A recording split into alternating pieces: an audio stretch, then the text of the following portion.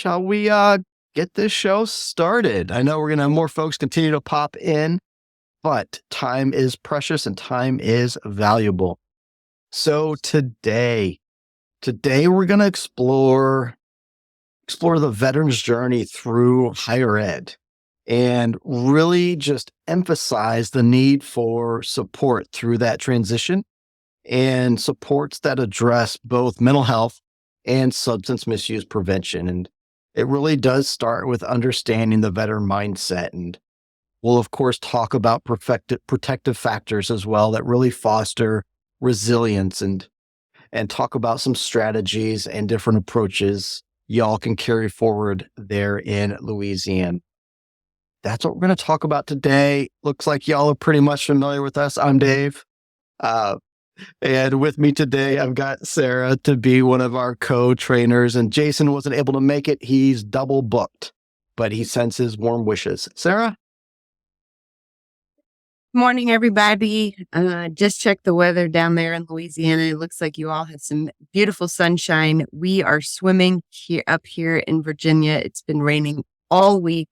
So please, when you're done, send the sun up north so that we can enjoy some sunshine. So thank you all for joining us today. Yes. And since Jason's not here, he is such an eloquent, dynamic storyteller. I thought I would start things off with giving it a go and seeing if I can fill his shoes when it comes to telling a story. So I really do want to just start out with a story. And that story starts with my dad in the Army Greens here and his brother, my Uncle James. My dad volunteered for the draft during the Vietnam War. He went to Shake and Bake NCO school to become a sergeant. He was an Army Airborne Ranger, ran long-range reconnaissance patrols in Vietnam. And he was a Ranger team leader that, if you're familiar with the Battle of Hamburger Hill, made a movie out of it and all that. But before that battle, his Ranger team was doing the recon work there. And at night, they were set up in their 360. He got struck by lightning. He's got a Purple Heart, Silver Star, and a whole lot more. And he went on to retire as a sergeant major, which is the highest enlisted rank in the Army. He's a leader. He's a legend. And when he came home, he went on to be the longest serving director of law enforcement for the Illinois Department of Natural Resources for 20 years. And still to this day, even having had three knee replacements, a double lung transplant. Oh, and we can't forget about, beating cancer. He is still kicking up dust every single day. And you might be asking, okay, Dave, why are you telling us about your dad? Well, number one, he is my hero, and I'll brag on him any chance I can. But two, that warrior spirit, that never quit mindset, the military ethos, it runs deep in my family. It runs deep in my blood. Because when you serve in the military, it isn't just a job. It's a part of your being. It's a part of your identity. But then also number three, he too is also a part of my personal growth journey, which I'll unpack a little bit later as well. See, I enlisted when I was 17 going on 18. And I picked Army infantry because, well, I didn't want to follow in my dad's exact footsteps and be a ranger, but I did want to be a sniper. And joining the infantry was the best route towards that. And I was barely old enough to order a beer when I found myself being deployed to Iraq. And this was post 9/11.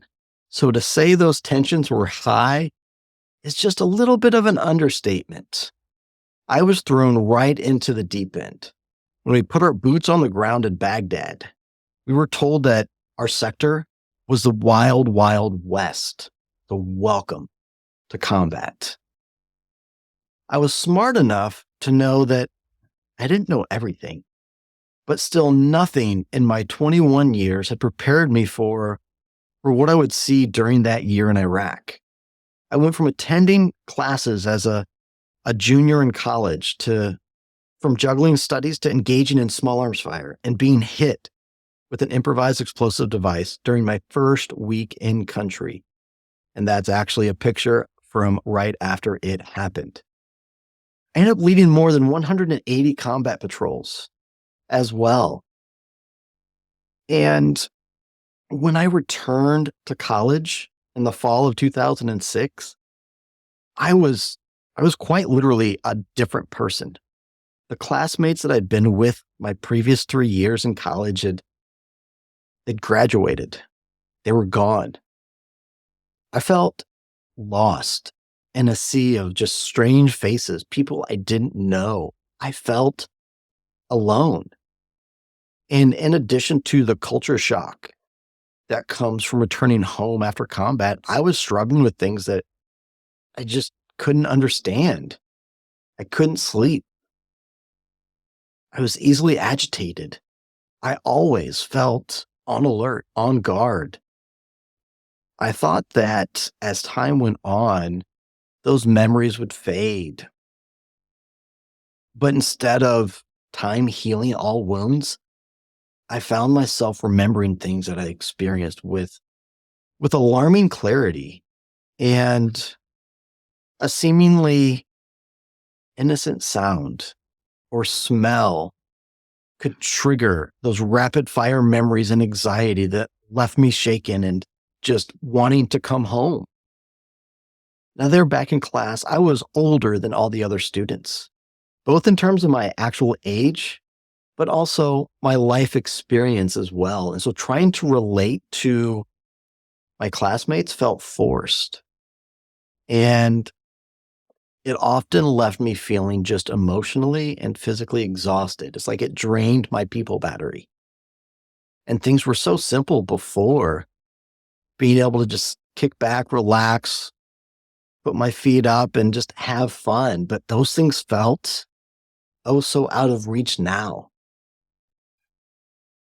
It it was stressful.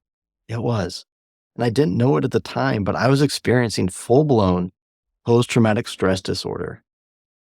While PTSD was known about in 2006, it wasn't something many people really spoke about.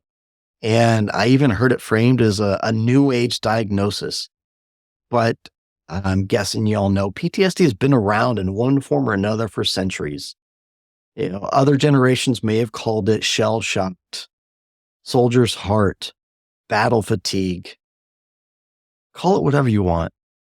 But for as long as people have been fighting in wars, soldiers have been coming home to a completely new battle, and it's one that they fight against themselves. But back in 2006, all I knew that I was struggling to fit in at school. I was willing to do almost anything to just feel normal again. I started drinking socially to help me relax, to help me relate better to my fellow students. And I wanted to embrace the time I had left in school to embrace and enjoy the normalcy that it offered. So as I started drinking, it felt like it made it easier to relax, made it easier to loosen up, because suddenly I could talk to my fellow classmates. I could go out for a few drinks, have some fun, come home and pass out in bed. And it felt like I found the key. Maybe this was my new normal. But what began as an attempt to feel normal quickly spiraled out of control. And as time went on, my drinking escalated. Even though I drank more hoping to get that same effect, I was just chasing my own tail. I drank more to feel better, but I wound up still struggling with all the same issues. Only now, only now, I also had a hangover. And it wasn't long before it began to really affect my academic life as well as my social life. Found myself slipping in classes, shrugging off assignments, even though going to college was one of the big reasons I enlisted. I was watching it all just slip away, farther and farther, just out of grasp, and I felt powerless. There wasn't anything that I could do. I felt completely alone. But the truth is, I was anything but alone. Up to one quarter of post 9/11 veterans do struggle with some kind of substance misuse. And of those struggling with substance misuse, 20% have PTSD and 15% struggle with depression. Many of us are facing all three issues: substance misuse, PTSD, and depression at the same time.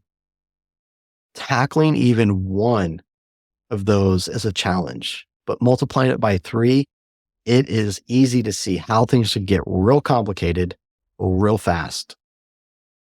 Now, the injuries that I incurred are invisible.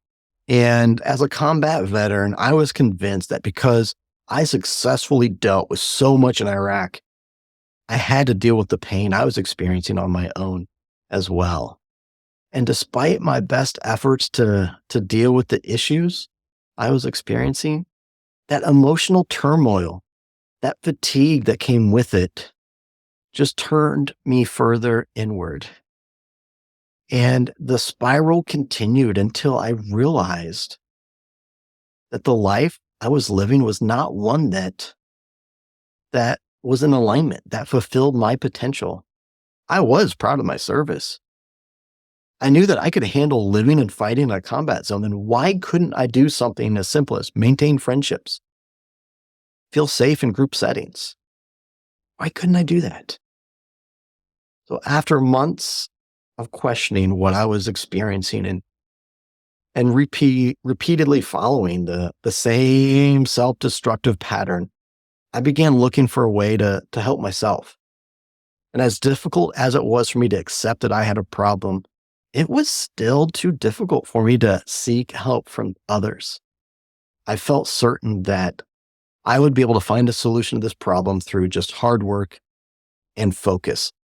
And so through commitment to continuous improvement, to continued growth, to trial and error, and a lot of reading, I began to create a solid foundation for the future that was focused more on post traumatic growth, the positive. By seeing the worst that the world has to offer, I saw the importance of embracing the good, embracing the positive. See, our experiences highlight how fragile, how fleeting, how how precious our daily experiences can be. I remember I remember understanding it best when I thought about how much I wanted to embrace and cherish and relish the time I had in school. I wanted to experience and enjoy that time as a student. But unchecked, that desire led me to drinking as a shortcut to relax, enough to, quote, enjoy it. But with creating this new foundation, I was able to really embrace and appreciate those same experiences without the crutch of alcohol or the pain of the morning after. And this approach, it was more along the lines of training me to be the best that I can be. You know, that old army slogan, be all that you can be. Well, from the basic structure to the logical approach, it was something that I could relate to. It was something that didn't feel like a one size fits all approach. And even more so, it didn't minimize what I had dealt with. It embraced it and it used my traumatic experiences to really highlight the strengths that I had and help me focus on honing those strengths and focusing them on my current situation. You see, the culture of everyday life of your average person is a million miles away from that of a service member. Add the element of college, being a college student, we're talking entirely different planets. Risk and protective factors for veterans are unique and sometimes conflicting. For example, a risk factor for veterans, such as their experience in combat and the memories of being a soldier, may also be connected to a protective factor, such as the accountability and discipline gained through experience in the military. The, the key to supporting veterans is to first identify those factors. And it's crucial to consider the culture from which we as veterans come from before really working to design a program. And trust is oh so critical in any relationship, but even more so with veterans, because many of us returned with little warning or understanding of how life would change when we came home. So tailoring, building, and shaping veteran programs are more than being an effective organization. It's about changing and saving lives. And this newfound approach for me focused on training me to use the strengths I developed to deal with the trauma responses that came from my experiences. I learned about myself. I clearly defined my values and my goals that serve as my guiding compass. I was able to specifically articulate what it meant for me to pursue a purpose driven life. I had the opportunity to adapt the structure and the routines that, that grounded me in the military to my civilian life. And through intentional structured planning, I leveraged my military discipline, that warrior ethos that I got from my dad. I used those to build healthy habits for a balanced, healthy life. I learned to break out of that all or nothing thinking. I now instinctively always look for that third option, that fourth option, that fifth option, and more. There's always another path forward. And in the military, we love acronyms even more than we do in prevention. We've got the op order, the sit rep, the OODA loop, and now I have one for my civilian life as well that helps me bring my A game, be my best, and achieve my goals. And also in my growth, I had to learn about emotions. I had to learn what they are. Then I was able to better understand my own emotions. But then I had to learn how to actually talk about them, to communicate them. And it comes down to needs. Either a need is being met or not met. Your emotions are comprised of thoughts, sensations, voices, behaviors, facial expressions, feelings. And I did a lot of reading. And if y'all are a Brene Brown fan, oh my gosh, her book's game changer. But learning about shame, understanding the shame that I was feeling, the guilt that I was feeling, exploring and finding strength in my vulnerability, and finding my sense of belonging and my true identity were all a part of my personal growth journey as I look to focus on the strengths and be the best version of me that I can be. And if you're a fan of Simon Sinek, you'll know the good old why statement, start with why. If you're not familiar with his book, definitely check it out. But this is why I do what I do now. And it's to live a life of continued growth so that we may all overcome adversity and live a fulfilling life. And that is shaped by my experiences aligned with who I am, my natural strengths, and also who I want to be. That is a snapshot into my journey. And I got to take a pause and catch my breath from that because you may have seen me fidgeting, shifting. My mouth is a little bit dry because it is very real, because it takes me back there. So I'm going to pause and take a breath and hand it over to Sarah. Thanks, Dave. And thank you for being vulnerable and willing to share a glimpse into your life and your experiences. And we really appreciate that sacrifice that you made. Just to kind of regroup and get some thoughts for us flowing together as we continue to talk about what it's like on campus for veterans such as Dave. We are going to do a community building for about 5 minutes and put you in breakout rooms, and hopefully you'll be in a room with someone that you haven't been with already. But just take a few minutes to share, your name, your role, the organization you work for, and what's something that really resonated you when Dave was sharing his story. What's something that stood out or really, hit your heart?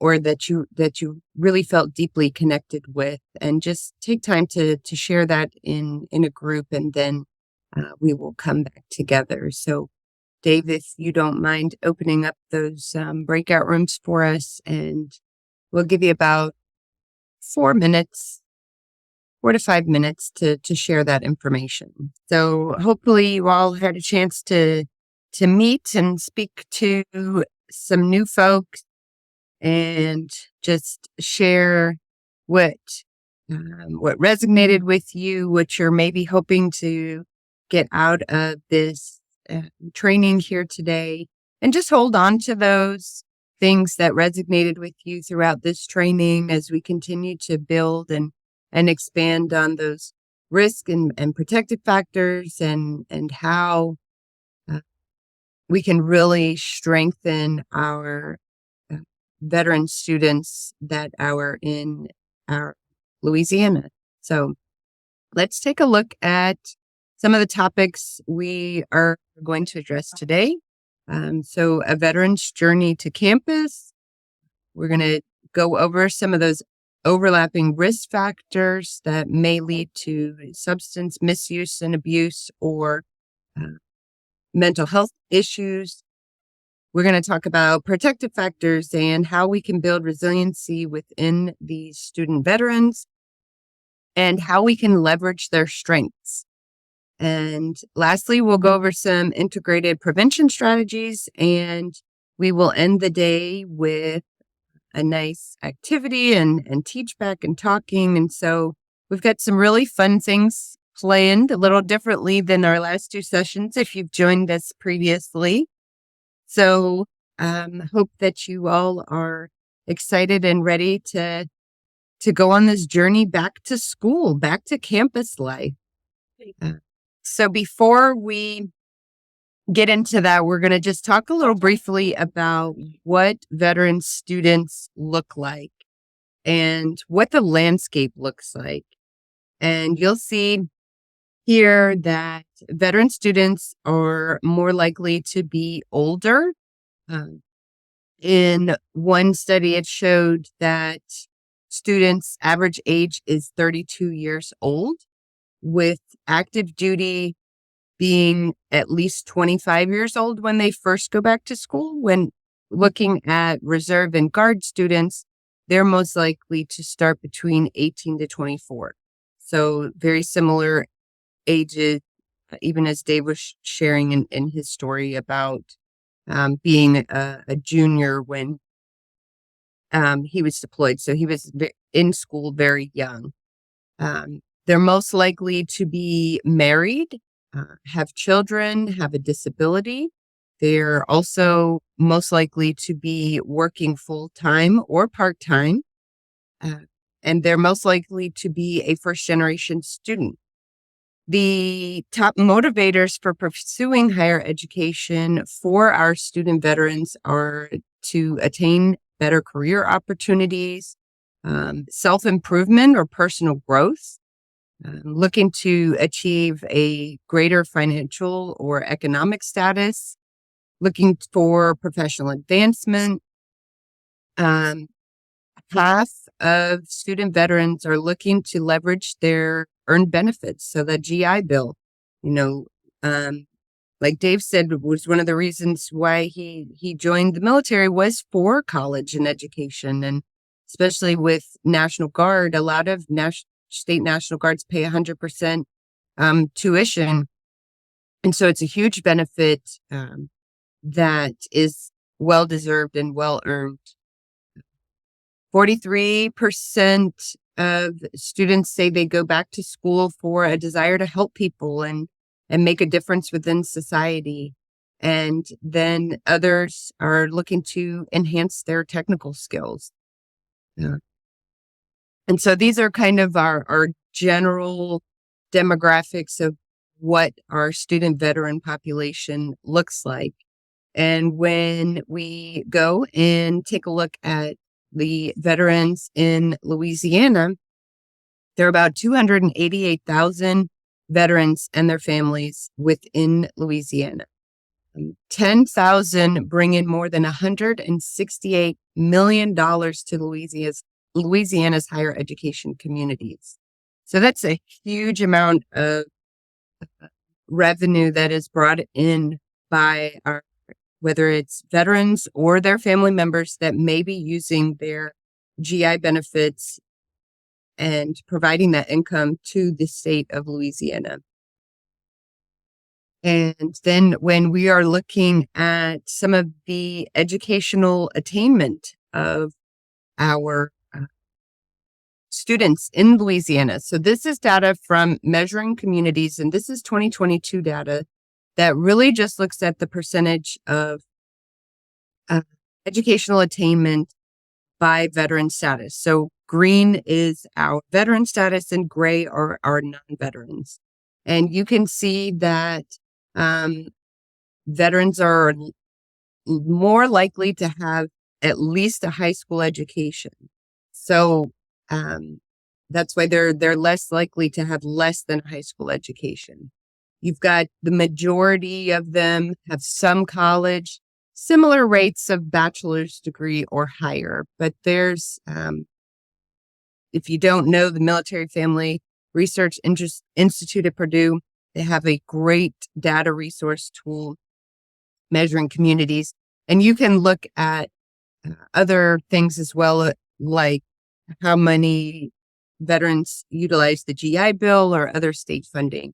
But this just kind of gives us an idea of the educational attainment of within Louisiana, comparing veterans to our non-veterans. And so most of our veteran population are utilizing those benefits. Most of them are looking to further college and education. And so now we will take a look at what it's like going back to school and maybe why the challenges is some have some college and some are not necessarily achieving those bachelor's degrees or higher. So Dave, I will let you dive in here. And you are muted. Time to talk risk factors.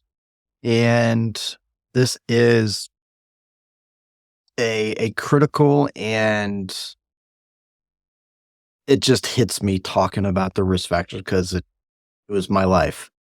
But we're going to take a deeper dive into what I like to call like the web of shared risk factors for suicide and substance misuse prevention that uniquely affect student veterans in the higher ed landscape. And we're not just going to highlight the individual risks, but also look at the interplay between these factors and how they collectively impact the well-being and the academic success of veterans in higher ed. And when we really understand the multifaceted nature of these challenges, that understanding is essential for developing the effective support systems, the interventions, and the prevention programs as well. So there's a lot of little nuances of the veteran experience that acknowledge the burden of transition from military to civilian life and how this shift can almost exacerbate vulnerabilities to mental health issues and substance misuse as well. And I might have to pause and take some water breaks during this section too. But yeah, so veterans that are transitioning from military to college life are going to encounter a full spectrum, broad width of unique challenges that are going to extend beyond the psychological and the social adjustments that are also going to include some, bureaucratic hurdles that can significantly impact the risk for both suicide and substance misuse. Like the process of accessing VA educational benefits can be a source of considerable stress because it was for me. They tried to say that they overpaid me and I owed them money when I was 2 years in. And that thought my whole future was going away. Now, navigating those complexities of eligibility, application deadlines, and the cumbersome, overwhelming, confusing paperwork that is downright daunting, especially already when you're already dealing with the psychological weight of transition. Then compounding that stress is the need to secure housing in a new and potentially unfamiliar environment where we've got to balance affordability, proximity to campus, a supportive living situation that can accommodate our unique needs, especially any related to any service connected disabilities, class registration, adapting to the academic rigor of college life. We can find ourselves struggling to adjust to the newfound self-directed nature of college, managing course loads, the pressure to achieve academically while balancing family or work commitments, a lack of veteran-specific orientation programs or even veteran-specific academic advising as well can really grow that feeling of isolation, that confusion, and making it difficult for veterans to find and connect with resources that are tailored to their experiences and their needs. And the transition to college life can also introduce veterans to environments where this is where it really starts to stress me out and cause some anxiety, but environments where substance use is not only is it openly accepted and encouraged, it's downright celebrated sometimes. That can potentially lead to substance misuse as a coping mechanism for stress and mental health issues, like it did for me. In the absence of a supportive community that understands the military experience, going to further isolate us, making it harder for us to seek help or to connect with our peers who can relate to our journey. Where are they even at? And these challenges, these risks, these stressors really do underscore the need for comprehensive, veteran-centric support systems as well. And they should not only address the psychological and social aspects of transition, but provide some clear guidance and assistance with just the practicalities of accessing benefits, securing housing, navigating academic requirements as well, because there are a lot of resources out there. But coming back to college life, we feel downright overwhelmed. It's hard to adjust. It's different. And it's all going to compound on top of any other stress we're already experiencing related to transition. And good to see some more folks joined us as well. The more, the merrier. So you've heard my story at the beginning. So I want to just share a couple clips from one of my favorite resources called maketheconnection.net. Because I wanted to let you hear from some other veterans as well, talking about their experiences transitioning back and going to college. The biggest thing for me is that I felt very out of place. Like, I'm in a college environment, I'm working with kids that are my age, but still feeling like, they're perceiving me as being this very hard military girl, and I was trying so hard to get out of that, and I couldn't, no matter what I did, seem to change that about myself. I would say that it made me definitely isolate more because, especially being in class, you have people that don't seem to, they take for granted the things that no longer take for granted, i.e. being, subordinate to your professor, being on time, doing things, just for the sake of getting them done. And it was just very hard to make friends, to, make friends at work because they never really seem to be orderly. And I think the hardest thing with transitioning is that you want to be a civilian, you want to have the freedom, but then you also want to have that underlying structure. Like, these people don't understand, I'm on my scholarship, I'm on VA money, I'm here to, my time is valuable, and so is theirs, why aren't they doing it? So it made me incredibly frustrated. It made it very hard to enjoy school the first year and a half. In tandem with going to the VA, I also was meeting with the wellness center at our school, social worker, who referred me to a vet center that works solely with veterans, and it's a free service. And then also, so I go see my social worker, and then I'm medicated through the VA, in which case I was prescribed medications, and then the psychiatrist calls me once a month, see how I'm doing. I've been doing much better at trying to manage my symptoms and cope with them as they happen, or even prevent them. And definitely the medication has been working, and it helped me a lot. So that's Jasmine's experience leaving the Navy and going back to school. I want to share one more, just another perspective. So, as you can see here, when Bill completed his service, he decided to go to college, and he discovered how hard it was for him to focus on anything at school, always feeling on edge and struggling with post-traumatic stress disorder. Just another perspective on the challenges and what the veteran experience is like. I asked for a college cut, and I received it, and I attended Ohio State very briefly, and I couldn't find my mind wrapping around academia. I couldn't concentrate, couldn't study, and I really couldn't focus on the whole thing. And I couldn't.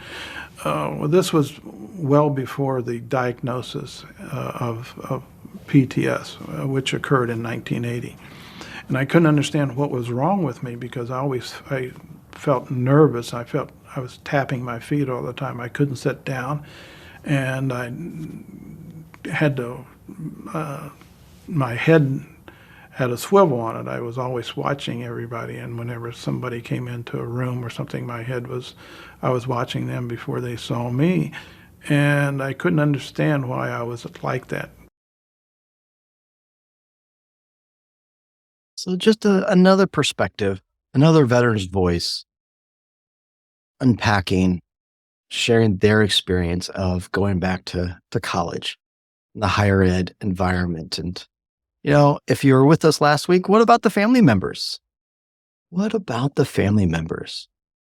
See, when addressing the challenges faced by military-connected students in higher ed, you don't want to overlook the unique experiences, needs of them, their families, because these individuals have lived through the distinct stresses of military life. They carry with them a lot of stressors, a lot of risk factors as well that can significantly impact their mental health and well-being. The family members of military personnel often have those long periods of separation, anxiety of deployments, constant adjustments required by the transient nature of military life. It can lead to mental health disorders such as PTSD, depression, anxiety, which are also significant risk factors for both suicide and substance misuse. And the pressure to succeed academically, especially when utilizing time-sensitive military education benefits. Yes, family members can use their service members' benefits. So they might be there on the VA funding, on time-restricted funding. That adds a whole other layer of stress unique to those military-connected families. The financial uncertainties, despite the support of those military educational benefits, because they're different for the family members, are going to contribute to their stress, going to heighten their risk of substance misuse as a coping mechanism. The academic environment itself, just like I mentioned before, the increased access to substances, the stigma around seeking help for mental health issues within just the broader military community can deter family members from accessing the support services that they may critically need as well. So don't forget about the families on campus of the service members as well, because they do bring with them their own unique set of risk factors, of stressors related to being military connected. So I want to turn it back to Sarah to have a conversation with y'all here. Sarah, the floor is yours. So let's take a minute and just really just talk about these risk factors that Dave shared with us and how they impact the lives of veteran students and their family members. Let's start by just what are some of those key risk factors for suicide and substance misuse that really stood out to you? So if you want to just come off of mute or drop it in the chat and we will see it there. But what are some of those key risk factors that Dave talked about that really stood out to you? I'll say that, in my opinion, the social isolation, the lack of connection, the feeling separated from those civilian peers is a big one. If you mix it then with depression and or mental health disorders, and then substance use. What about some examples or data that was presented that underscored the significance of these risk factors in the lives of college veterans? Yes. Yes. Okay. One of the things that I think about comes to mind is that when they return to school, they may have already, because they're older, they may have families and such, which adds a whole nother level of stress on top of PTSD, on top of the academia stress, that a lot of the people that they're in school with may not have any idea what that's like, because you don't understand it until you go through it. Well, let's take a moment in breakout rooms. So Dave will open us up into breakout rooms. And for those of you that joined us in the middle or just joined us a moment ago, Dave's going to drop some questions in the chat for us to discuss. And hopefully you can just listen in if you weren't able to hear about all of the risk factors. But let's have about a 5 to 10 minute discussion on what do you see or feel are some positive changes that are occurring around these risk factors, or where do you feel some frustrations or some uncertainties? Where are we missing the mark? What do we need to focus on more? And then what unique opportunities or trends in higher ed or veteran support services that can be leveraged? So think about any resources that you're familiar with. What benefits or positive impacts do you see when institutions implement strategies to reduce these risk factors? And what's the impact of not doing anything at all? So Dave will put us into breakout rooms for about 10 minutes, and he's dropped the questions in the chat if you need reference. And also in your workbooks, or for those that may not have joined us for the full session, is going to be those risk factors that Dave shared with us earlier. So when we come back, we're just going to do a group debrief where you can share some of your key takeaways. So if you want to, have a few thoughts that you want to share with the larger group after we finish in the breakout rooms. Everyone back. So let's hear from group 1, Alicia, Amanda, Charmaine, Felicia, Leslie. What insights did you all talk about? What things did you share? What are your key insights or takeaways? I know Alicia talked about what it's like to be the parent of a veteran coming out, and then, and the struggles that is, and how, she is trying, not to miss anything, but, they just kind of want to blow her off, which is understandable because, just even if they're not veterans, our kids want to blow us off and, just forget it, oh, mom, oh, dad, whatever. We talked about, frustration is that how things have not been done for this long, and why haven't they? On college campuses, why do veterans not have peer support? Someone that can help them navigate those years and help them navigate that transition, because who better to do that than, someone else who is that learned experience, that lived experience.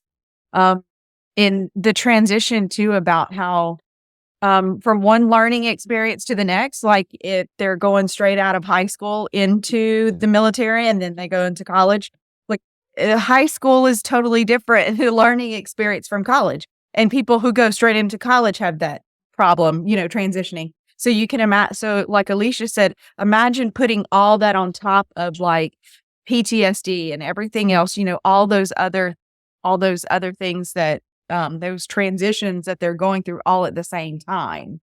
So I mean, someone that has that experience that can walk them through it. Like, why don't they have a little, office on the campus that has several of them, like tutors and, all veteran staff that can help with that. Awesome. And we're actually going to go a little bit more into that later on after the break, but great conversation. Anyone else from group 1 want to share? We did also mention culture is that it's okay to not be okay. And that's very heavily marketed. So we feel like that is maybe something positive that can be looked at as a benefit to soldiers, returning soldiers, veterans, meaning that they're not alone. It doesn't have to be hidden anymore. It's okay to not be okay. And if you're struggling with something it is okay to reach out to someone. There's definitely been a shift. And that was something I think we talked about in our first session, was the shift in the messaging and how we're now giving us a safe space for veterans to feel like they can reach out. Okay. Group 2, we have Douglas, Ivory, Jamie, Kane. Excuse me for any mispronunciation, or Reginald. Anyone from group 2? And feel free to come off mute and tell us how to say your name correctly. Kanan. Okay, good. I wasn't too far off. Nope. I'll go first though.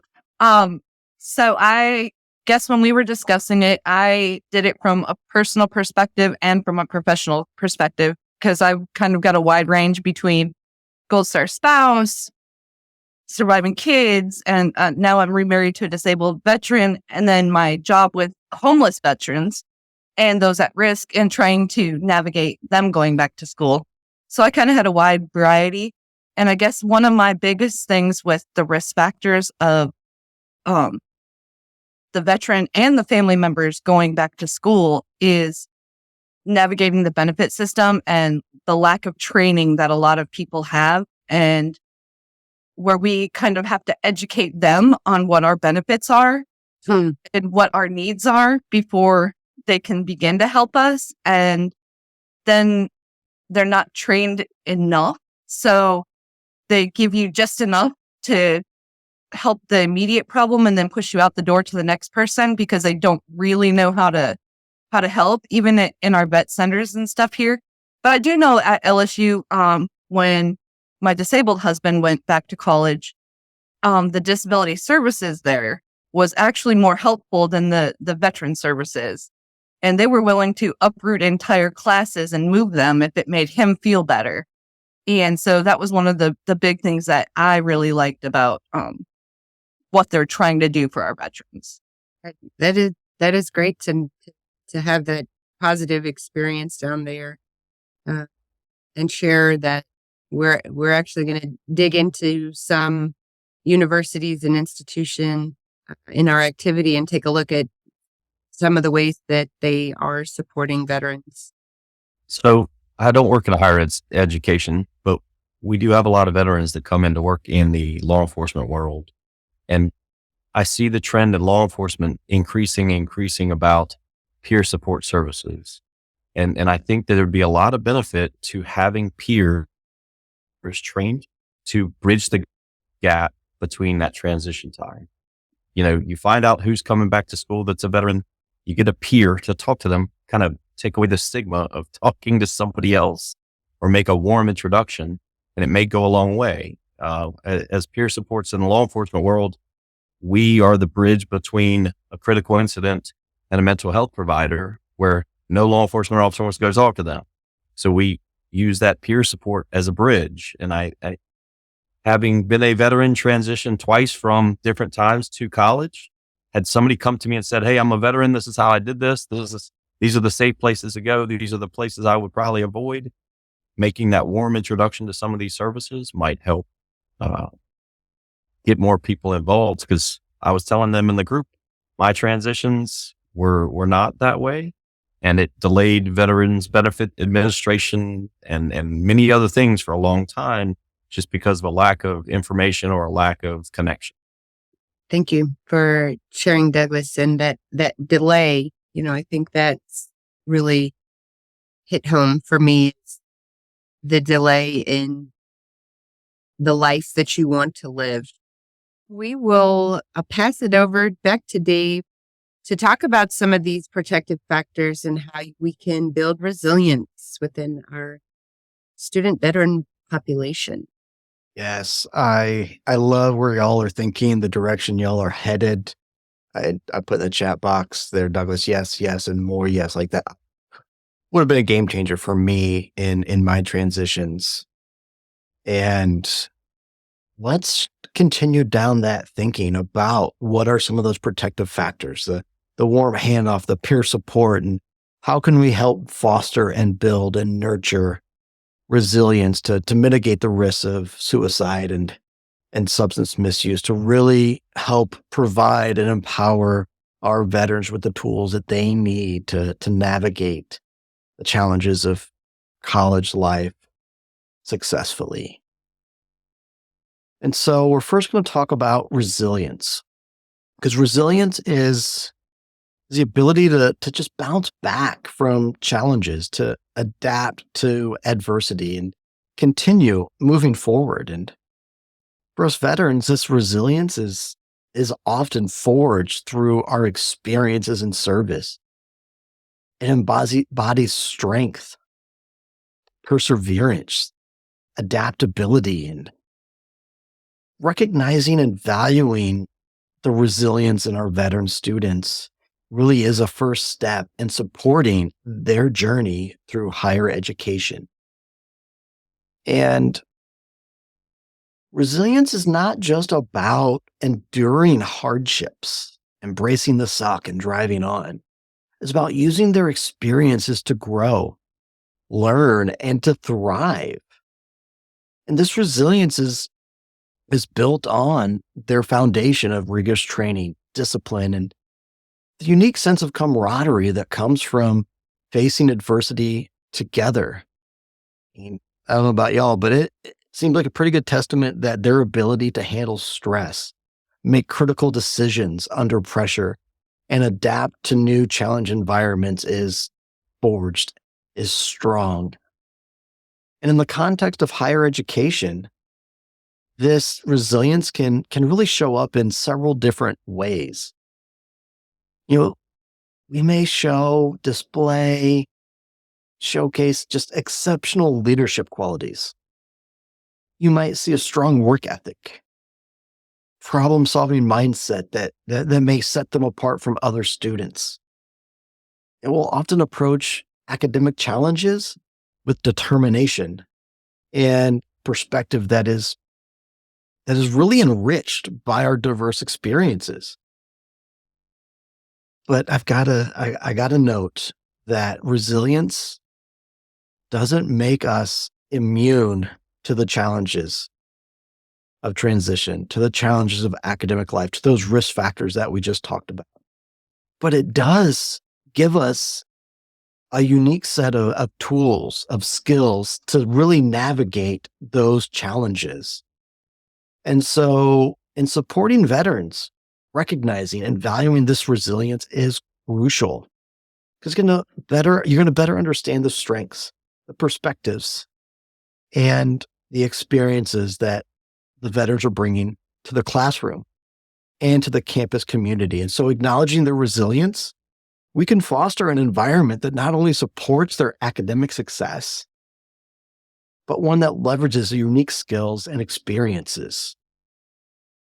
And supporting the resilience, that's going to involve creating an academic environment that acknowledges their service, respects their experiences, and provides the resources that they need to succeed. It could be tailored academic advising, mental health support, career counseling, and other opportunities for positive community engagement. So we not only honor their service, but we enrich our academic communities with their resilience, their leadership, and their diverse perspectives. And when it comes to some of those protective factors, that strong social connection, it's going to provide emotional support. It's going to reduce those feelings of isolation that you heard from the stories earlier, and it's going to foster that sense of belonging. And for veterans who may feel disconnected from their civilian peers, building strong social ties can be crucial for their transition and for their mental health. So look to create veteran-specific groups or clubs, or organize positive social events that encourage interaction between veterans and the wider student body as well. And considering mentorship programs to link veterans with peers and even faculty members. Access to mental health resources. As you heard in the stories as well, we face unique mental health situations, challenges, including PTSD, anxiety, and depression. And so having easy access to trusted mental health services is essential for early intervention and support as well. And so you want to make sure your mental health services are veteran friendly. You want to provide special training for the counselors on veteran issues or workshops, or build a good referral network. And the one individual that shared, I believe it was Jasmine shared, she went to on campus, but then got referred to a specialist that really knew how to work with veterans, which is absolutely A-okay. When it comes to positive coping strategies, of course, it's going to help us manage stress, adapt to those challenges, and just maintain our well-being. These positive coping strategies are key to preventing substance misuse and other risky behaviors as well. They're oh so important. And you want to have an environment that really does recognize and support veterans, acknowledge our unique experiences, acknowledge our skills, validate our service. It's going to help integrate our strengths into the academic community as well. And this can be done with policies, practices that really acknowledge and accommodate the needs of veterans. Priority registration, flexible scheduling, relocating classes for better accessibility, recognition of military training for academic credit as well. So these are just some of the protective factors that we can look to foster, to nurture, to implement, to enhance in order to better support our student veterans. I want to share another video from Make the Connection, talking about the role of community and peer support, just as Douglas was talking about.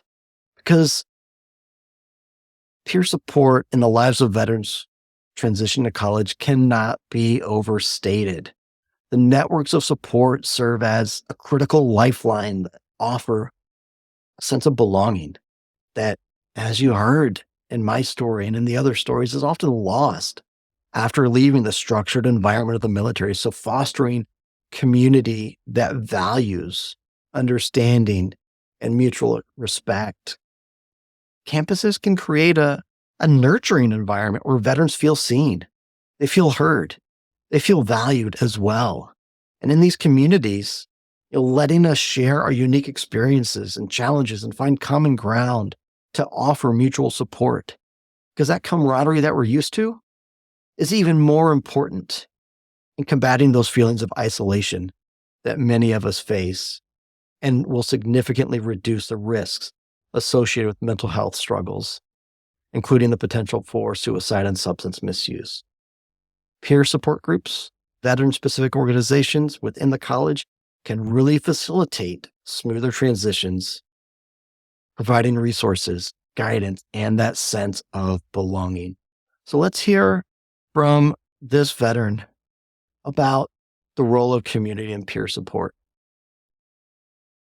My name's Ian. I was in the Army from 2004 to 2010.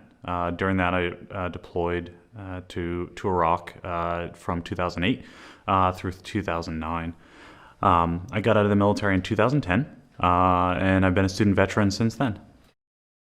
When we found out we were going home, I was very nervous. The first weekend was when I started noticing things. I couldn't sleep, so just got used to catching a couple hours here and there, and waking up in the middle of the night, like thinking you hear, the mortar siren go off, or you get stuck in a dream. Driving was probably the biggest adjustment. I was driving, and even though you're safe, I was driving down the highway, and there was suddenly a trash bag on the side of the road, and I crossed 4 lanes of traffic, like just instantly. I could easily blow $2,000 in a weekend just going out to the bar. I was so focused on the fact that I had just lived through this incredible experience, and had come out, physically unscathed. I just went wild. I was like, whatever, I lived through that. Like, I deserve this. When I got out, I started going back to school. So as a student, I ran into another guy who was about the same age, and we just kind of looked at each other, and I was like, Army, Marine? He was like, I was in the Marines. And I was like, what did you do in the Marines? He was like, I was in the infantry. I was like, I was in the infantry in the Army. And we were instantly good friends. And so I kind of started building that support network up. And we were leaving class one day, and he was like, hey dude, by the way, you should probably check out student services for their, like, they have counseling. Like, I go to it from time to time. So I started with counseling on campus. And that helped for a little bit. And then it was just, I realized like that I needed to go to the VA. So I set up an appointment with the VA, and I thought it was actually going to take a really long time, and it was pretty quick.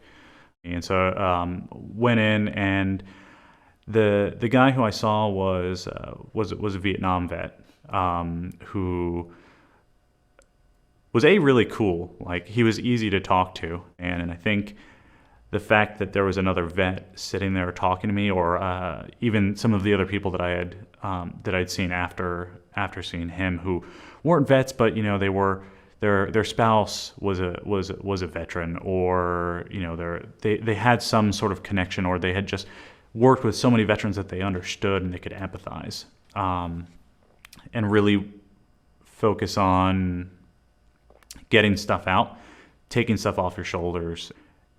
I would walk out and take a breath of fresh air and feel good. And it's like, okay, I didn't really want to talk about that, but I feel better. Power of peer support is like none other in the veteran community and in supporting veterans on campus. And I wanted to touch a little bit more on developing the personal coping strategies. I just touched on it earlier, but it really is a critical component in supporting veterans as we transition from military to civilian life, especially in the academic environment. These different strategies are going to clearly encompass a wide range of practices and habits that really enable an individual to navigate stress, adversity, and the challenges in daily life in a healthy and productive manner.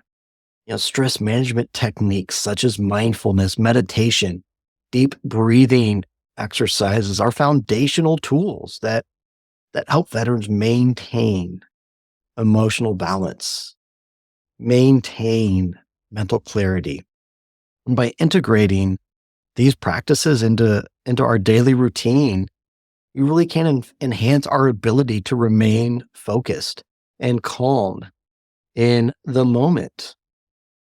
And we can remain focused and calm in the face of academic pressure and those personal challenges as well that we've been talking about. When it comes to promoting healthy lifestyle choices, that's another key aspect of developing effective personal coping strategies.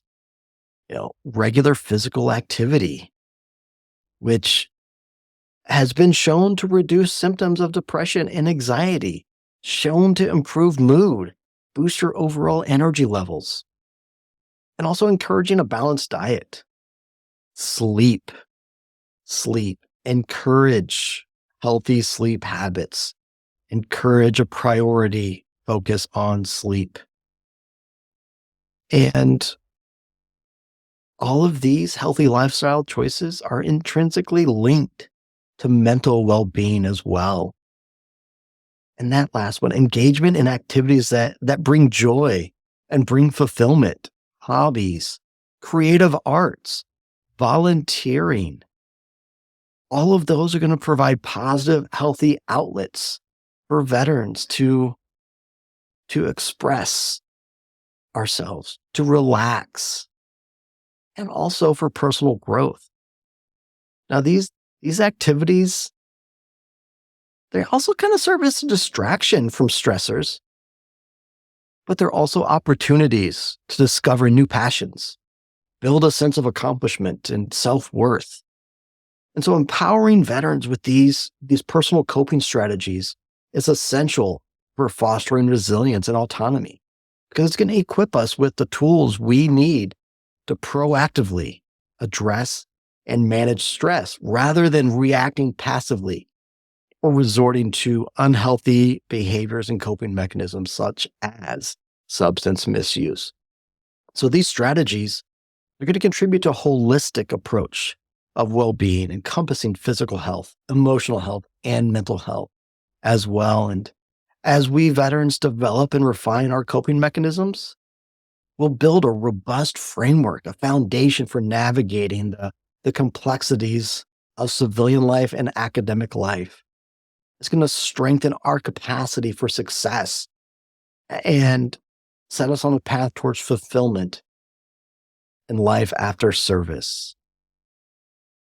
These are ones that I could talk about all day, I tell you.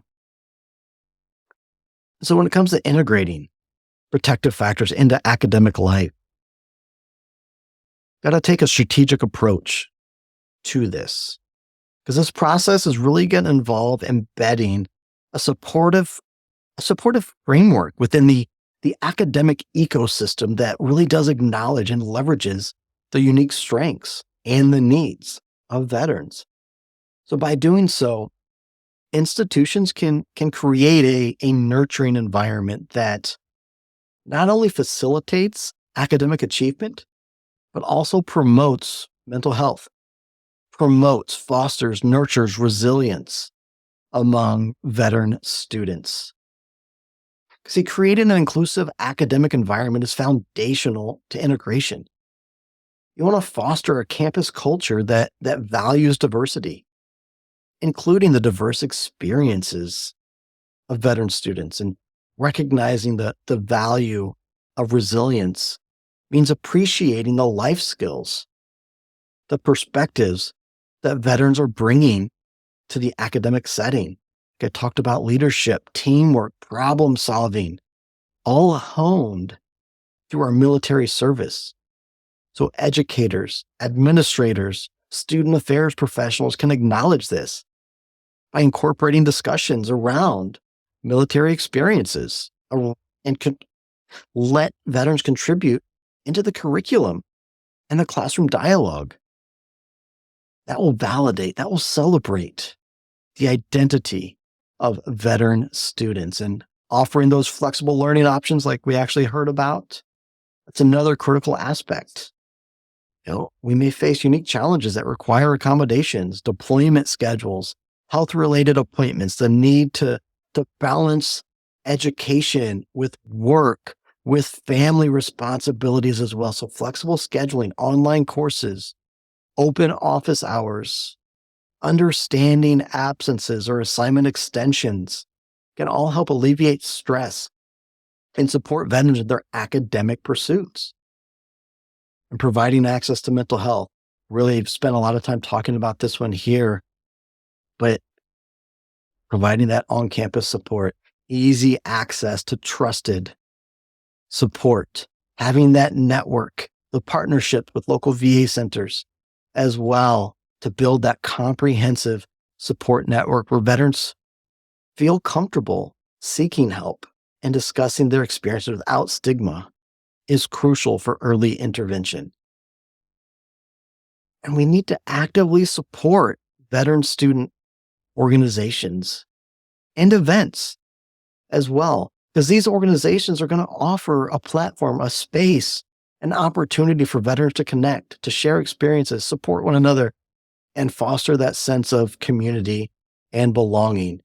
Having some events tailored to the interests and needs of a veteran student can really enhance that as well. When I think back to my time on campus, going to Waking in the Quad felt like an event made for high school seniors and freshmen, whereas I'm older than the seniors. I'm the same age as grad students. So why would I want to go attend that kind of event? So having those events tailored to veterans specifically can really reinforce and support the protective factors across all levels, across the entire campus, to create that inclusive environment, those flexible learning options, providing access to mental health and the veteran-centric events. You can significantly impact the academic success and overall well-being of student veterans. Can make a big, big difference. So we're going to pause here. We're going to take a break. But over break, I want you to think about these questions. There's a spot in your workbook. I want you to write them down. You've already come up with a few that you've shared. Capture those, write those down. But I want you to reflect on how these protective factors can be fostered in the academic environment. What ideas do you have? What's in your resiliency toolbox? What are some of the things that supported you on campus, in high school, in life? What are some of those protective factors, those tools, those resources, those mindsets? What helped you? So we're going to take 15 minutes here and do some reflecting and jot those down and hold on to them, because we'll be coming back to them in a little bit. So we will see you in 15 minutes. Take a break, screen break, get some water, take some notes. See you in a few. I get to it here. And hopefully you jotted down some of those thoughts, those tools, those strategies that help support you, that help foster your resiliency. And we're going to continue down that same kind of pathway and talk about really leveraging veterans' strengths. And these strengths that are honed through our training, our discipline, our experiences in service are not just assets on the battlefield, but they are invaluable tools in navigating the challenges of civilian life and academic life as well. And so we're going to really just continue to explore our resiliency, leadership, teamwork, problem solving skills, all developed during military service, can significantly support mental health and prevent substance misuse among student veterans. And veterans bring to the table an impressive array of strengths that, like I said, really have been meticulously honed through their time in the military. Leadership and teamwork stand out just prominently among this long list of attributes, as we have spent years operating within a highly cohesive unit where the collective effort to achieve that mission, that objective is paramount, is life or death. This experience it helps instill in us what I would call a profound understanding of how to inspire, how to motivate, and how to guide others towards achieving a shared goal. And that makes us as veterans natural leaders in a group setting. Also, our military background will also ingrain a level of discipline and resilience. And not just physical endurance, but mental toughness and the capacity to persevere through adversity. Those traits are just invaluable for veterans and also civilians in both personal life and also academic pursuits as well. So, as veterans, we're equipped to be exceptional problem solvers. We can adapt like that. Everything is figure outable. There's a way. There's a way. And our training and experiences have prepared us to really address situations quickly, to think on our feet and figure out effective solutions to complex problems under a lot of pressure. And so this ability to adapt to the ever-changing circumstances and environments is an asset as well in the sometimes unpredictable landscape of higher education. Recognizing and valuing these strengths, not just for personal growth and well-being of the veteran students, but for the vitality of your academic environments as well. Because when you acknowledge the unique capabilities of veterans that we bring to the table, educators, peers can then better support their transition as well. And this recognition opens up avenues for veterans to leverage our inherent skills and experiences. It's going to contribute to positively impacting our communities and paving the way for a fulfilling academic and professional journey. It's going to help foster that sense of belonging, that sense of fitting in. It will honor our service, and it will empower us to continue making significant contributions beyond our military careers as well. Identifying our strengths, looking to them, creating opportunities for us to lean in to those strengths can have such a positive impact, not just on our well-being, but on the campus and community environment as well. And just a quick snapshot, there's a full report done by the National Veteran Resource Center at Syracuse, and the link to that is in your workbook as well. But just a quick snapshot on some of the top skills and attributes strengthened by military service. And that got your 6 military civilian respondents were 5 times more likely to say post 9/11 veterans are valuable assets to their communities. They're strong leaders compared to non-military civilians. We bring a whole lot of strength to the table, to campus, to the communities as well. We've got to look for those. Look for the good. As Dr. Jeff Linkenbach says, the positive exists and it is worth growing. Here's a snapshot of the positive, the valuable assets that we as veterans bring with us to campus. And by acknowledging the strengths, you can tailor your mental health support to be more effective. Encouraging veterans to take on leadership roles within student organizations, within support groups. Let us lean into our skill set, our strengths of teamwork. That's going to foster a sense of purpose and belonging. For me, when I returned to campus, we didn't have a student veteran organization. But one thing that I did have was my previous job at the Student Rec Center. They welcomed me back with open arms. And not only was I just a student employee, they actually put me in a leadership position where I oversaw all of the undergraduate student employees. I was in charge of the day-to-day operations of the entire facility. So I was able to work in my strengths. I was able to have a place I belonged. I had purpose. I was a leader. I had a team. I had my rec family there as well. So that was powerful. It was very powerful in my transition. We've talked about peer mentoring. Peer mentoring programs can really leverage resilience and provide support and a platform for sharing coping strategies. Hey, here's what worked for me. Or I tried that didn't work. And I think this is why. But then when you also create workshops that really focus on developing positive coping strategies, those can benefit veterans.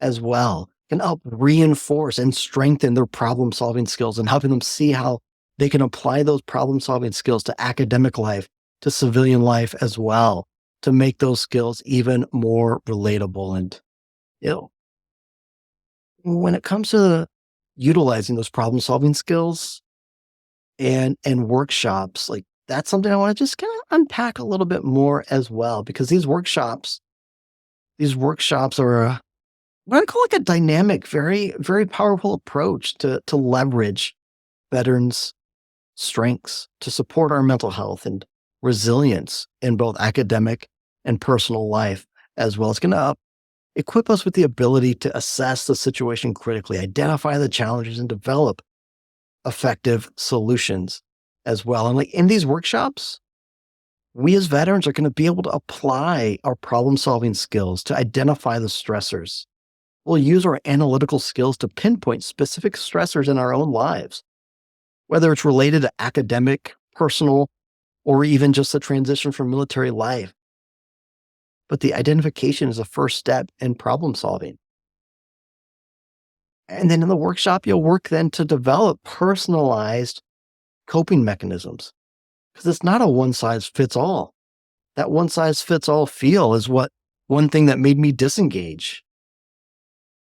And so leveraging their own problem solving skills to identify the stressors and then develop personalized coping strategies to address their own personal unique challenges. Now, that can involve breaking down larger issues into manageable parts, setting realistic goals, smart goals, identifying steps to achieve those goals as well. You can bring in scenario planning as one technique to draw from military training to anticipate potential stressors and prepare coping strategies in advance. And then critical thinking and, of course, reflection to really be intentional about the learnings, the key learnings that we want to take away from that experience. So these workshops are dynamic and oh so powerful in helping us craft our own individual action plan for success. And when it comes to preventing substance misuse, this one, I get so fired up and jazzed up, but incorporating and foster positive, healthy community norms is going to amplify the role of veterans in preventing substance misuse. It's going to enhance the overall well-being of the communities even. With our unique blend of leadership, discipline, and adaptability, we're positioned to really be influencers and help establish these positive community norms.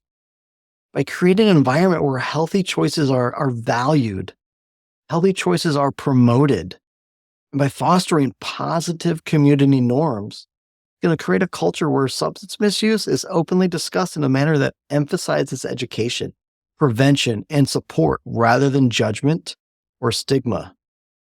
You could let a veteran lead the charge in sharing their experiences, their knowledge, and highlighting the importance of mental health care and the dangers of substances, using them as a coping mechanism. Through workshops, webinars, seminars, peer-led discussions, we can educate each other and really grow the positive, healthy norms that we want to foster in our environments, in our campuses, and in our communities to ultimately promote wellness across campus for all of our student veterans. The positive exists, and it is worth growing. Shift to positive mindset, leverage our strengths, find the positive, create opportunities for us to lean into it. Will let us to bring us to this point of empowerment, purpose, and belonging. And so when it comes to integrating prevention strategies, I'm going to pass the mic over to Sarah and let us really explore and unpack that. What you got for us, Sarah? So, Dave, you talked a lot about how we can leverage those strengths within veterans and really those protective factors and those that really promote health and well-being in campuses. And so now we're going to take a more comprehensive approach and really dig down into, okay, so we know what we need to do. We know what could happen if we don't do it. So how do we actually start? Where do we start? What do we do? What's the first steps? And so we're going to take a look at a lot of different toolkits and ideas and things that other people have developed and looked at, evaluated and shown positive results. And you'll be able to take some of these tools with you to help implement these strategies within Louisiana's campuses. And one of the first things that we're going to go over is these 8 keys to veteran success. Now, this is a partnership between the U.S. Department of Education, the U.S. Department of Veteran Affairs, and the Department of Defense. And they identified 8 keys to a veteran's success throughout their higher ed career. And this is a voluntary initiative that really highlights specific ways that colleges and universities can support veterans. Post-secondary institutions can actually apply and be listed once they complete these steps on the Department of Education's website as an institution that supports veterans. And so when looking at these 8 keys, we really want to create that culture of trust and connectedness across the campus community. You know, we talked about veteran service centers within the campus. We talked about how we can do it in the classroom and with coping skills. And so it's really about how do we create that culture of trust and connectedness. We want to ensure that there is consistent and sustained support from campus leadership, whether it's all the way up to the dean level, to professors, to students walking down the hallway. We want support from leadership. We want to know that those key policies are in place. We want to implement an early alert system to ensure that veterans are receiving that academic, career, and financial advice before challenges become too overwhelming. You know, what are those things within the classroom that the professor can identify, or other students within that veteran organization, veteran service center, that can really identify those warning signs when things are becoming tough. You want to coordinate and centralize campus efforts with creating a designated space for them. So that's your veteran student centers. Collaborate with local communities and organizations. You know, Dave talked about those coping skills workshops and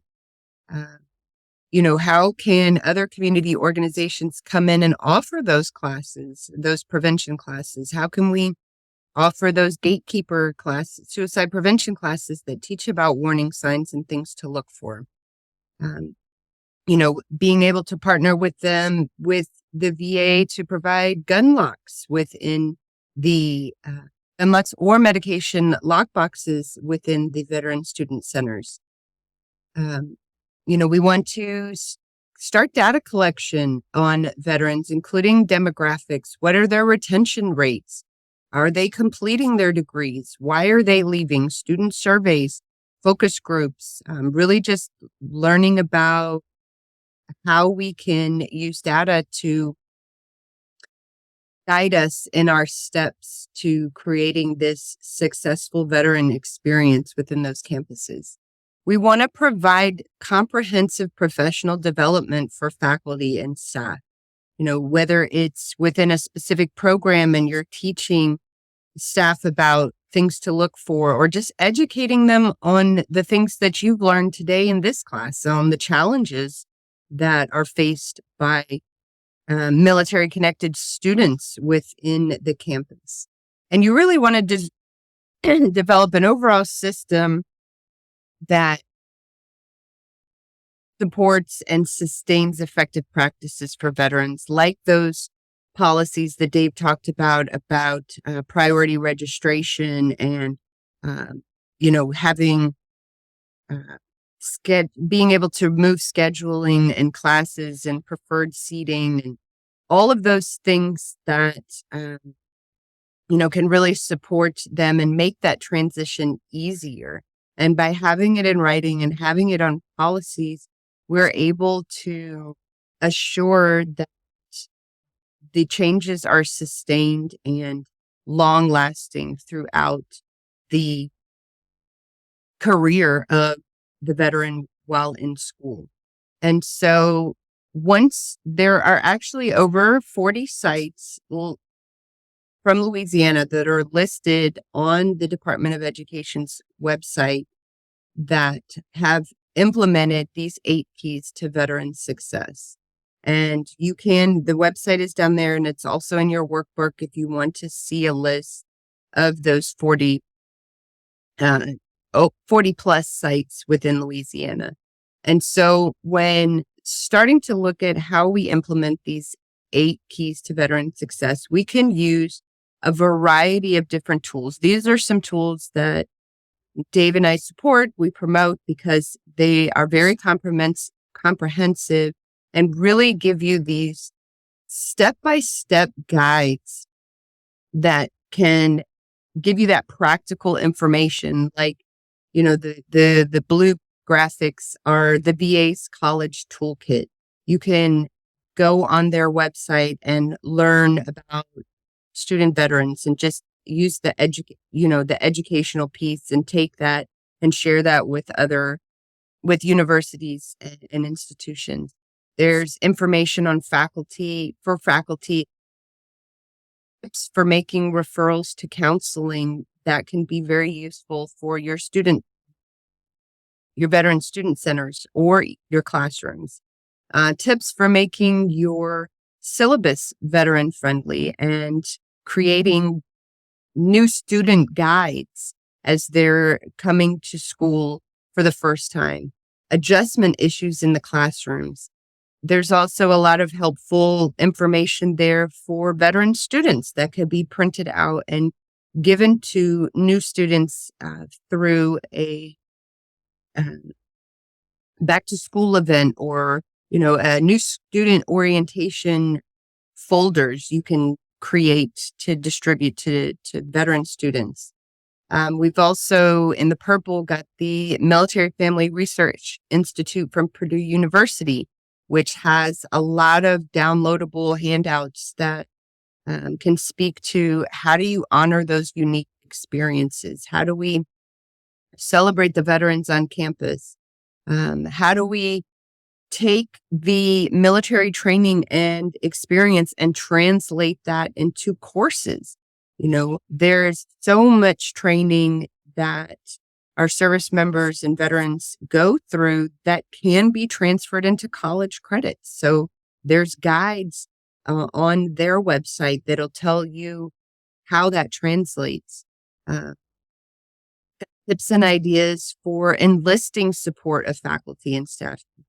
How do you just begin the conversation and say, do you know how many veteran students you have in your classroom or military connected students?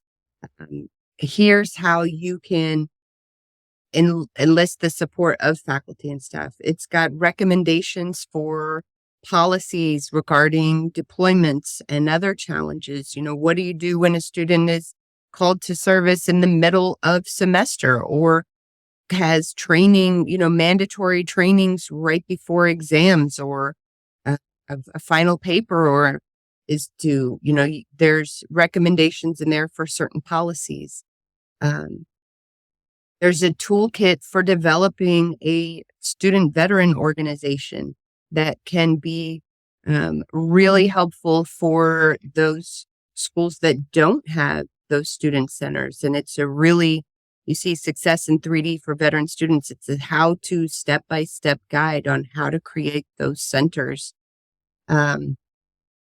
Again, Dave mentioned the University of Syracuse, and they've got information about the veteran student learner and demographics and how to support them.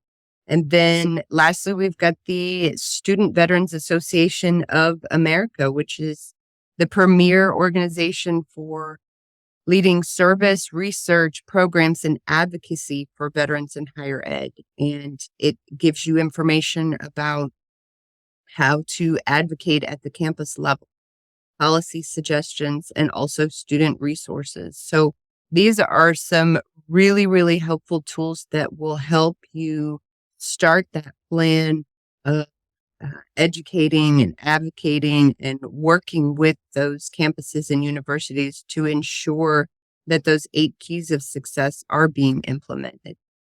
And one really cool thing that I loved about Louisiana is the governor's military and veteran campus designation.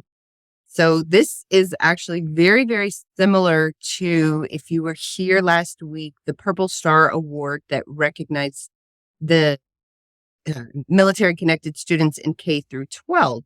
So in 2015, Louisiana's governor passed a law that designates state, public, private, and post-secondary institutions that meet certain criteria to support those veterans. And there are tons of universities that have received this designation.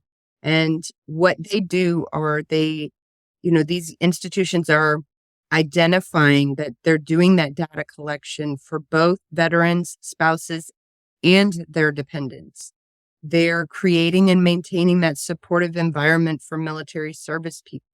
They provide waivers for application fees, special orientation centers, priority classing, deployment readmission policies, transfer and articulation support. They offer free counseling, workshops. So everything that we've talked about here today for best practices, Louisiana's governor is recognizing schools that are taking the initiative to do those things. A lot of campuses nowadays are offering special recognition ceremonies for their veteran and military graduates. So maybe they have a special a cord that they wear during graduation, or they recognize them somehow. Even if they're doing special events on campus for Veterans Appreciation Month.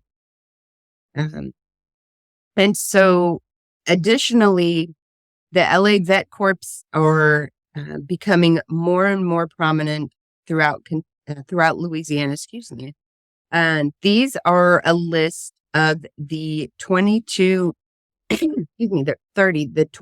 year 2022 veteran student centers that are found on Louisiana campuses. And so these universities have those veteran student centers already implemented. Whether or not they're providing the direct suicide prevention or substance misuse prevention efforts, they are providing some sort of support, some sort of physical location for veterans who are going back to school and are looking for support. The LA Veteran Student Centers are ran by peers. There's actually a program that if a veteran student is interested in becoming the peer navigator, they can actually earn a stipend of $10,500 for the year for volunteering to be in that position and be the peer navigator for veteran students in that office. And so there are some universities that are looking to fill that position, but these college campuses and universities that are listed here is a great first start to partner with these colleges and universities and say, how can I support? You know, a lot of you may not be in the higher ed world as far as career. You're in, public health or law enforcement or prevention. And so how do you get started with these agencies? You reach out to those institutions and colleges and say, Are you doing this? Is there something I can do? This is what I have to offer. I have medication lockboxes. I can do firearm safety trainings or other trainings that you may be able to offer. You can invite them to coalition meetings that you may have in the communities. These is just a great first start for those institutions that are in Louisiana that are already doing amazing work to support our veteran and military connected students. And so with that being said, we really wanted to take a moment to really dive into some of these universities and see exactly how they are supporting our veteran and military connected students. And we want to really highlight the amazing work that Louisiana is already doing. And so we are going to go into breakout rooms, and each breakout room will have a university or college campus. There's 4 on there, but I don't think we'll go into 4 rooms. But there's, I tried to choose a state university, private school, community college, just to kind of give us a different idea as to how the different levels of institutions are supporting. And so we're going to fill out, Dave just dropped in the in the chat box, the worksheet here, and we are going to put your names on the participant names. And the focus question is, how do Louisiana's post-secondary institutions promote wellness and success for service members, veterans, and their families?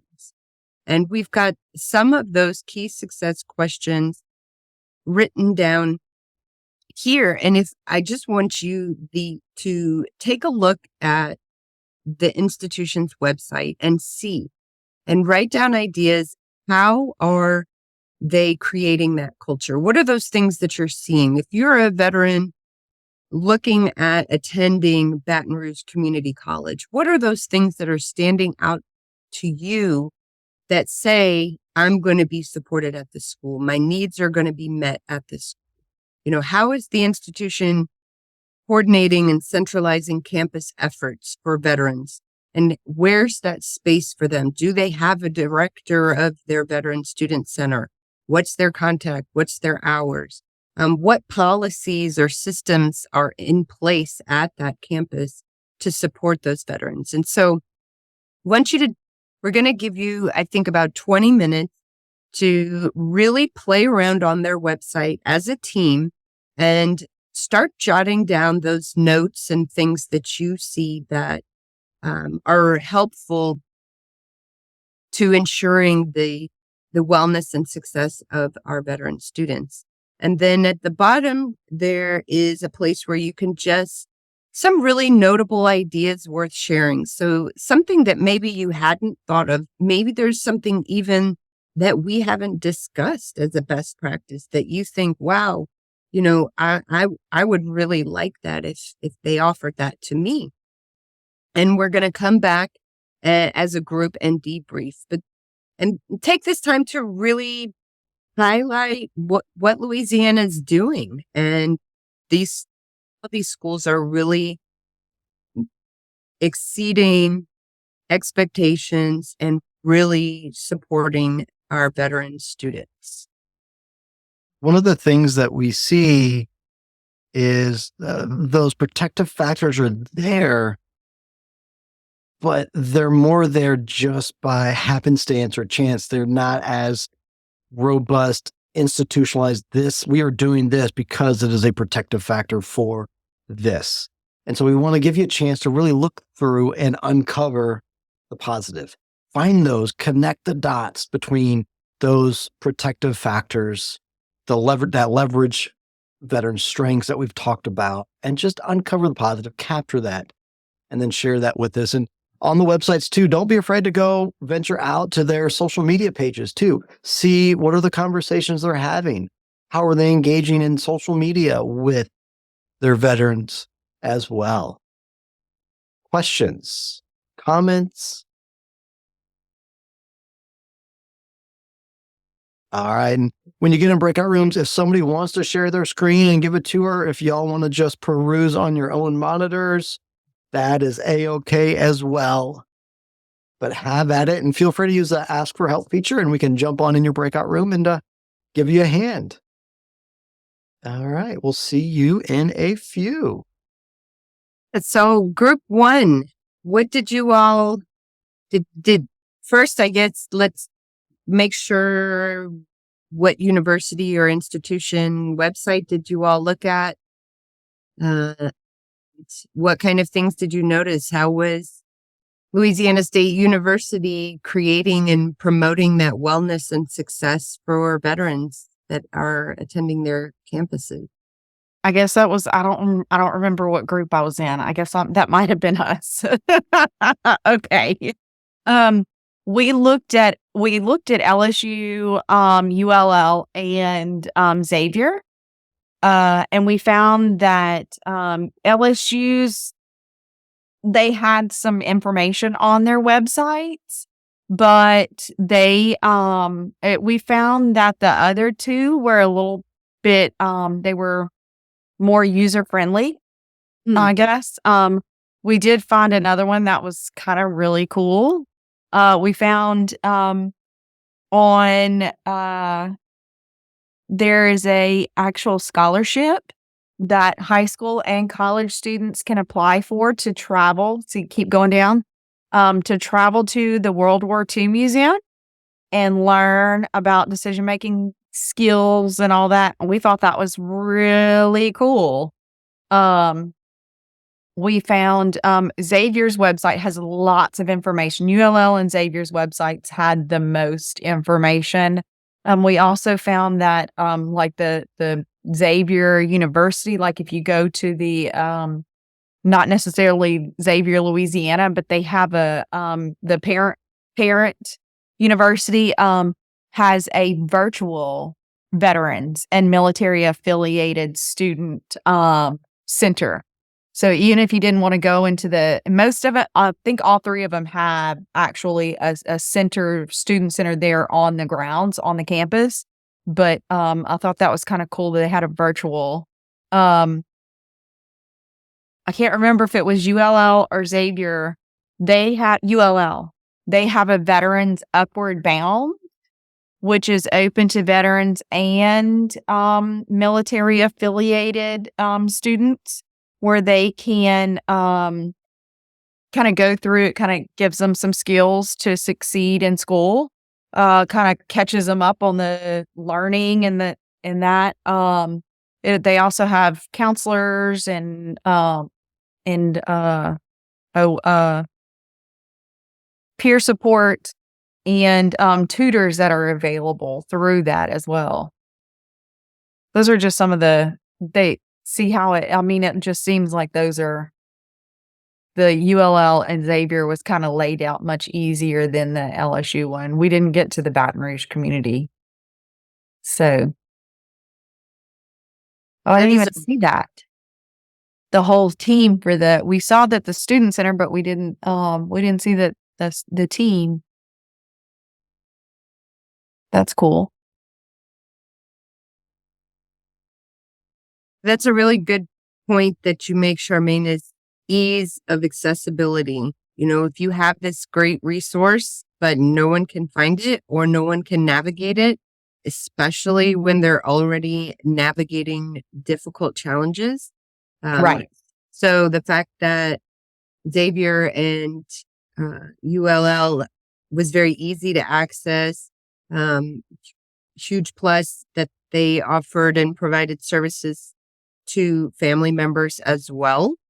And so those were, glad you got a chance to dig in and really see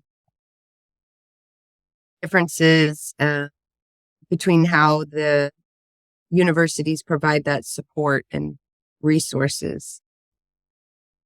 Yeah.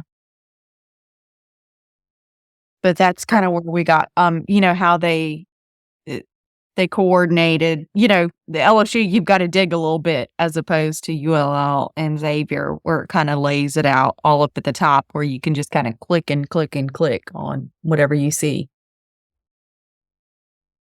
I liked how they all had, though, that you could apply online.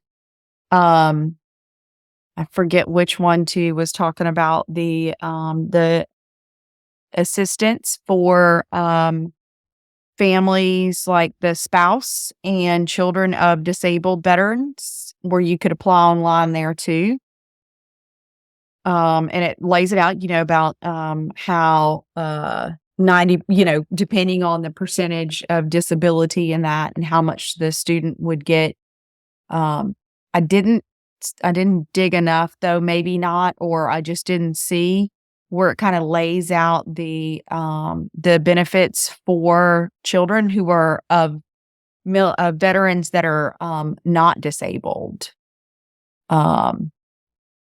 Because I know that there's some type of if the veteran didn't use all of their educational funding or whatever, then their child is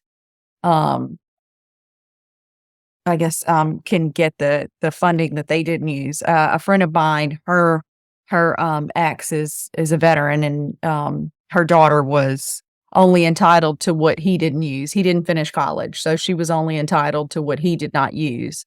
And we also did not realize that there's a difference between the GI Bill post 9/11 between and now. So that was really interesting. I'd be interested in knowing, like, what are the differences. I mean, obviously we know that there's a difference in the GI Bill from when, World War II, Korea, Vietnam, as the years have progressed. But yeah, we didn't realize that there was a difference. Yeah, those educational benefits can, I think Dave kind of alluded to that earlier, just be really, really difficult to navigate.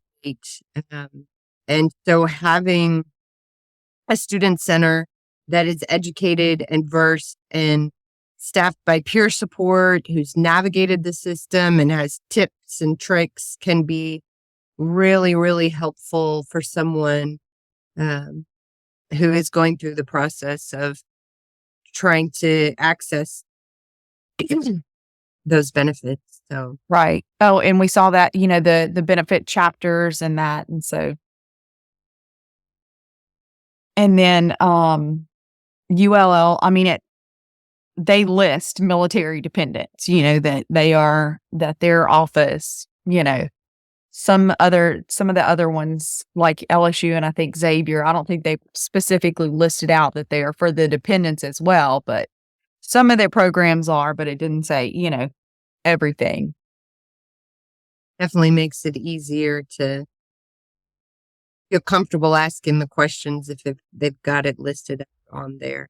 Well, awesome. Looks like you guys really dug in and found some amazing stuff on there, and we're really impressed by at least the two that you had a chance to play around in. And I'm sure if you had more time, there'd be you to find even other great nuggets at LSU and the community college level as well. So thank you all for doing that. We mostly dug in the websites and we didn't type anything. We just talked about it and kept It's digging. okay. It's or you have links. You have links and can access it later on. It was really just to start the conversation. So, and looks like you all had an amazing conversation, and you have contacts that you can utilize and resources that you can share throughout the community. So that was really all of the point of the exercise. So you were fabulous. Room 2, what did you all see? What did you all take away from the institution or institutions that you had a chance to play around with? Well, I'll just say, Go ahead. since nobody else was popping in here, that when I was looking at it, one of the very first things I actually came into our group and said was the ease of looking at the ULL website, because as you saw scrolling through the rest of them, others are really difficult. But I really liked that when you go into their resources, how they're all broken down for us to be able to go into each one of them separately and see exactly what is provided by these different organizations. And I really like being able to do that. And it definitely makes it easy when you have resources right there and can access them middle of the night, whenever you need to be able to connect and having contact information. So it's really, really important to have a functional website that links work and things are clicked, because if you're already having a challenge, it's really hard to find the resources. Who else from group 2 would like to share? I'm excited to see that 3 of the 4 colleges I went to now have veteran websites. And so I dug into Baton Rouge Community College, which is a much simpler page compared to the UL one, but it's very to the point. You know, it starts with where to begin and then many different links with sublinks underneath it. I thought that was very helpful. I got stuck on the related links. I was telling him, I got lost in all the related links for my own interest. Now I'm digging in all those. I think I got 3 windows open on my own page over here on the side, just because I'm learning a lot just from that contact. And I also like how they have an immediate contact right there on the front, Tyrone Perkins. So you have somebody to call. If you don't want to dig around on the website, let me get a person. They give you an immediate contact right away. I liked all that. And it would seem very simple and direct. And having the useful resources on there. And it's good to know that these are things that piqued your interest, and hopefully you can personally benefit from the information that you find. And so really that's what it's all about, is connecting people with whatever, whether it's a human resources like Tyrone Perkins or just another reference that adds support and promotes that well-being and success. Any other thoughts about what you find, what you found, what you're taking away? You guys did awesome, amazing job. So glad we were able to highlight some of the great work that's being done in Louisiana. And keep those links, use them as a resource however you wish. I think they're also in your workbook as well. So, Yes, indeed. And just taking time to look at the website to see what kind of support and resources they are offering, but from the lens of a veteran, to see, you know, what is this web presence, the resources communicating to me as a veteran, and how can that help nurture my sense of belonging, or acknowledging my service and showing that they value my experiences and my strengths. Can be as simple as a straight to the point website, to having that person to contact, like Sarah and Douglas were saying. How you show up can make a difference in creating that welcoming environment. And want to just do a last little, just a go around. I would love to just give everybody a chance to answer the question I'm going to put in the chat box. I came in with, and I am leaving with. I came in with and leaving with. And if you can't, I think Alicia, you're having some computer problems. Feel free to use the chat, but I want to just use the stacking method and do a quick go around. And so we'll actually start with Charmaine, then we'll go to Leslie, and then Amanda. Feel free to come off of mute and just share you came in with and you are leaving with.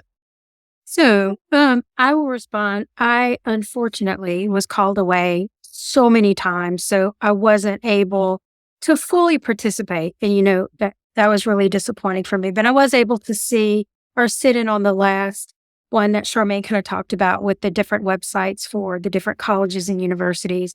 And I guess one of the things, like, I don't know that I was really aware of those particular services. But, and I'm leaving with, I guess, the understanding that we have some campus recovery programs that we have recently funded.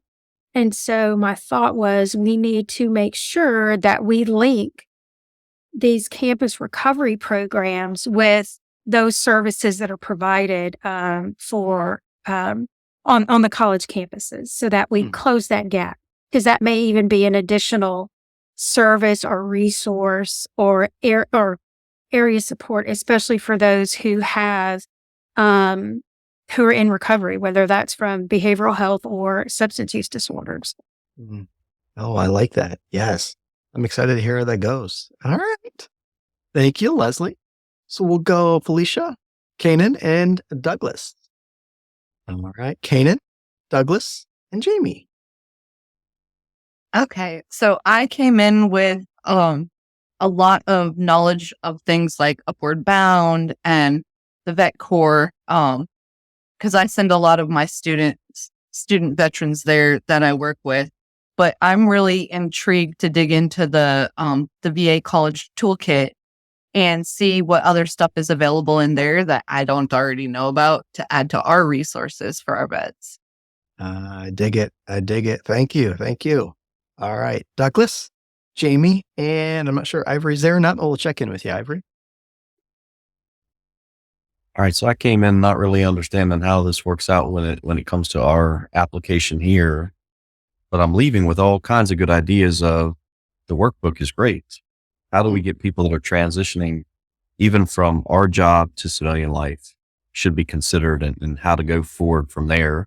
And then when it comes to this specifically, veterans, as they transition out of active duty into law enforcement work, there's all kinds of resources that we need to know. And now we have a better connection to lots and lots of connections, that we can provide maybe information on a website internally so that we can have our own version of this, even though we're not a higher education institution.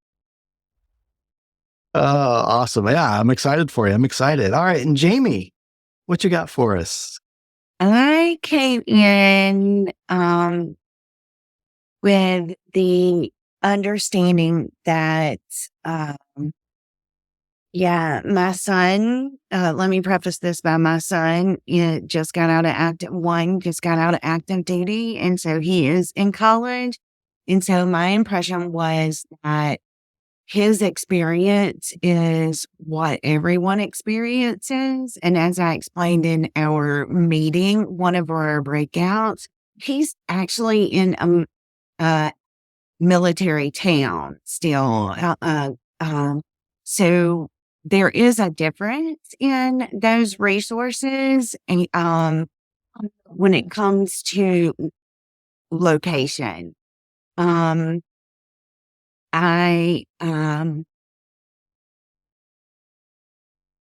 am I leaving with?